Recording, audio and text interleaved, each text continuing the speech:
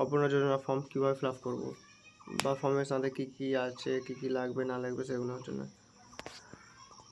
তো অপর্ণা যোজনা পোর্টাল চালু করে নিয়েছি।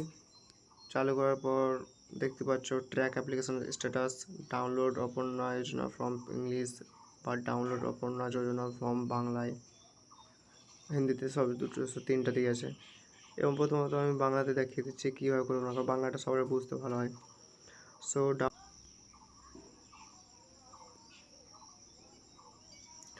তো তোমরা দেখতেই পাচ্ছ কীভাবে ফর্ম ফিল আপ করবে না করবে সব লেখা আছে। পরিবারের প্রধান নাম, আধার অনুযায়ী প্রধানের নামটা লিখে দেবে, জন্ম তারিখ, দিন, মাস, বছর এভাবে লিখে দেবে। এবং পরিবারের প্রধান লিঙ্গ মানে পুরুষ কি মহিলা সেটা ঠিক করে দেবে। পরিবারের প্রধান আধার নাম্বার সেটা লিখে দেবে। ডিজিটাল রেশন কার্ডের পারিবারিক আইডি মানে যদি থাকে তাহলে লিখবে। পরিবারের সদস্য সংখ্যা মানে কয়জন বাস করছে না করছে, এবং ঠিকানাটা লিখে দেবে, যোগাযোগ নাম্বারটা লিখে দেবে।